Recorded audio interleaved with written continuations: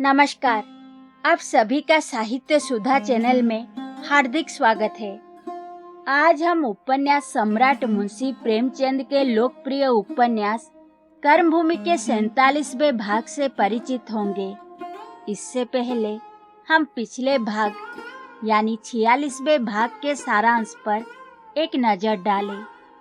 सलीम अमर को गिरफ्तार करके ले जाते समय गांव वाले उत्तेजित होकर मोटर को रोकते हैं, पर अमरकांत के समझाने से वे सब पीछे हट जाते हैं और अंत में अमरकांत मोटर में बैठकर वहां से चला जाता है।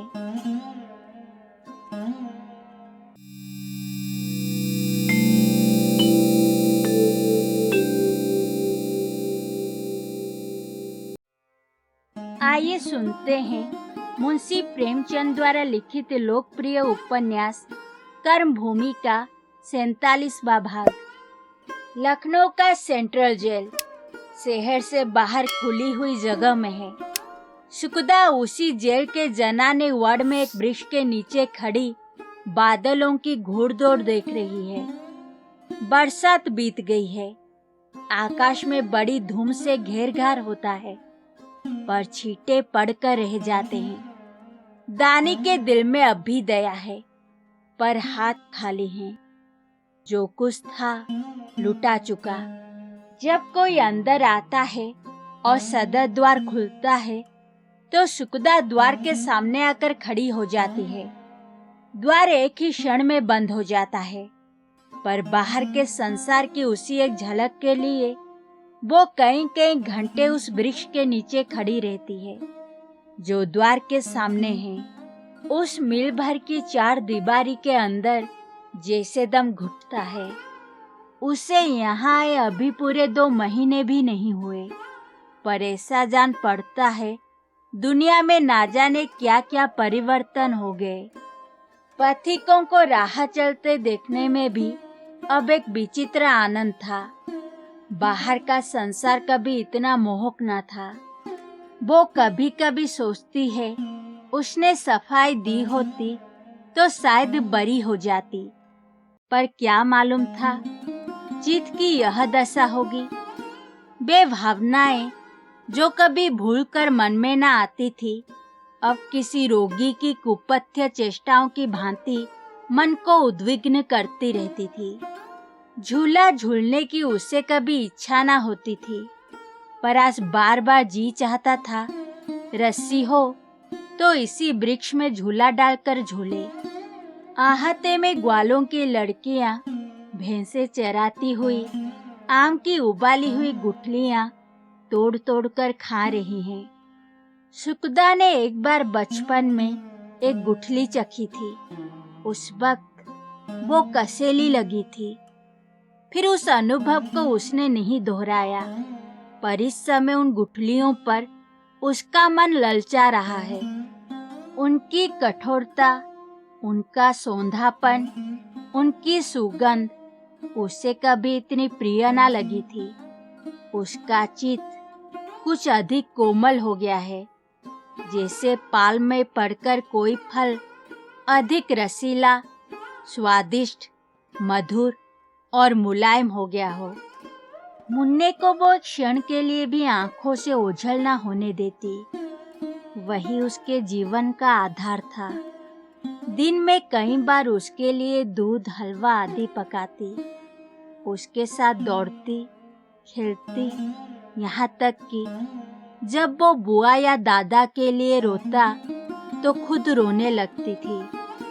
अब उसे बार बार अमर की याद आती है।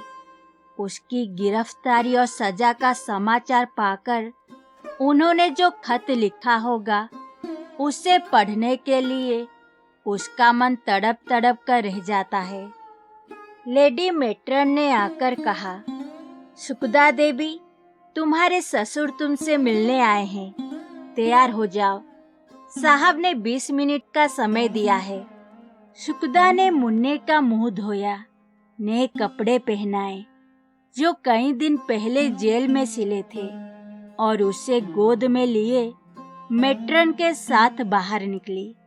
मानो पहले ही से तैयार बैठी हो। मुलाकात का कमरा जेल के मध्य में था और रास्ता बाहर ही से था। 1 महीने के बाद जेल से बाहर निकलकर सुखदा को ऐसा उल्लास हो रहा था मानो कोई रोगी सैया से उठा हो। जी चाहता था सामने के मैदान में खूब उछले और मुन्ना तो चिड़ियों के पीछे दौड़ रहा था। लाला समरकांत वहां पहले ही से बैठे हुए थे।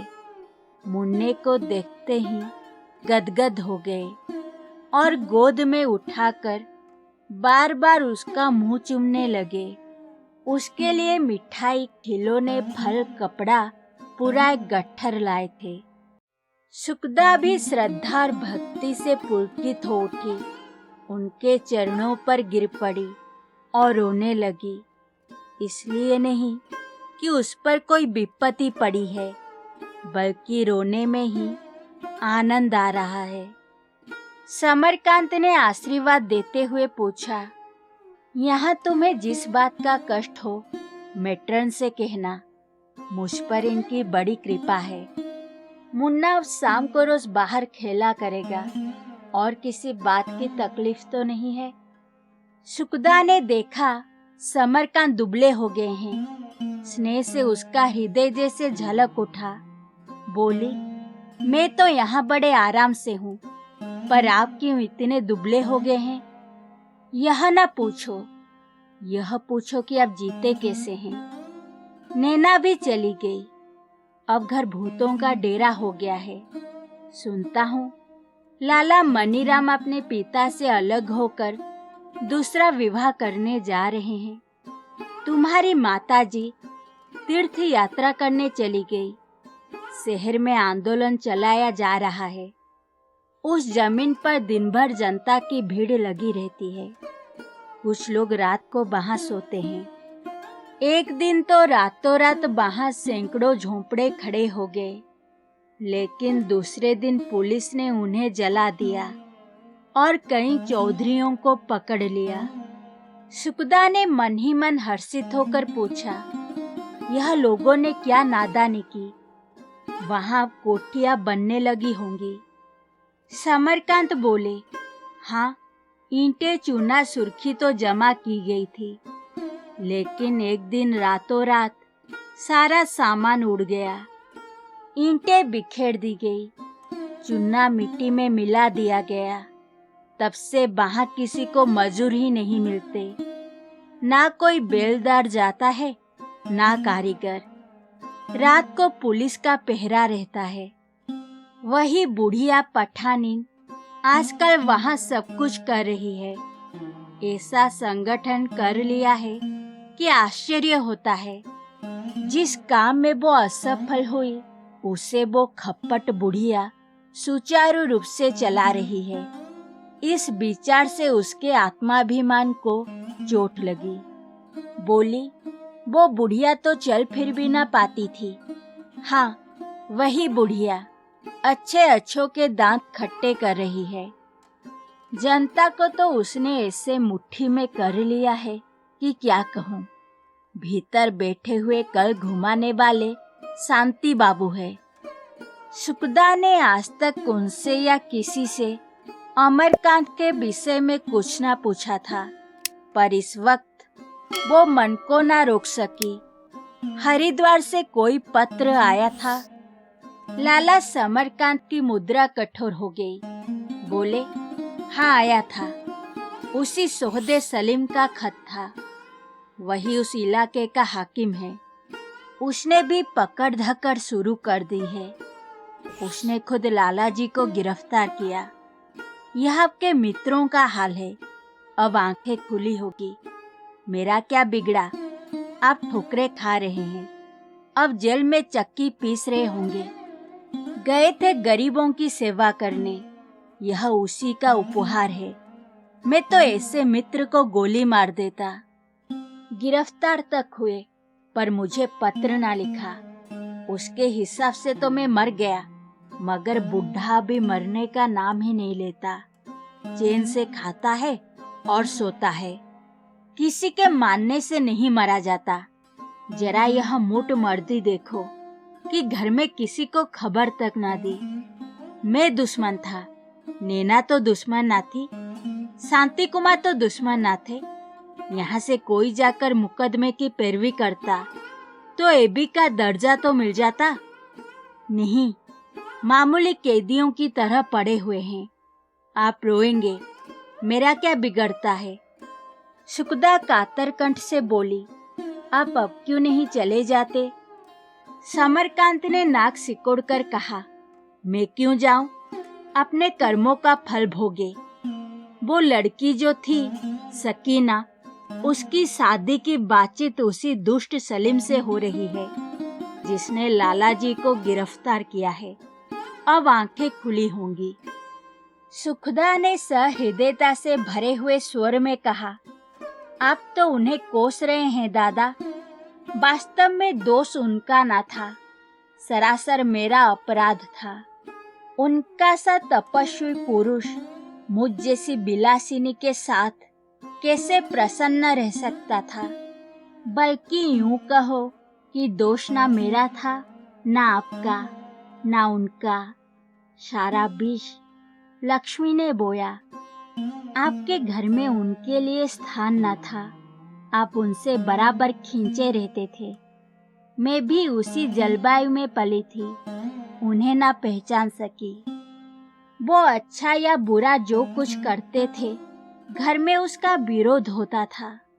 बात बात पर उनका अपमान किया जाता था। ऐसी दशा में कोई भी संतुष्ट ना रह सकता था। मैंने यहाँ एकांत में इस प्रश्न पर खूब विचार किया है और मुझे अपना दोष स्वीकार करने में लेश मात्र भी संकोच नहीं है।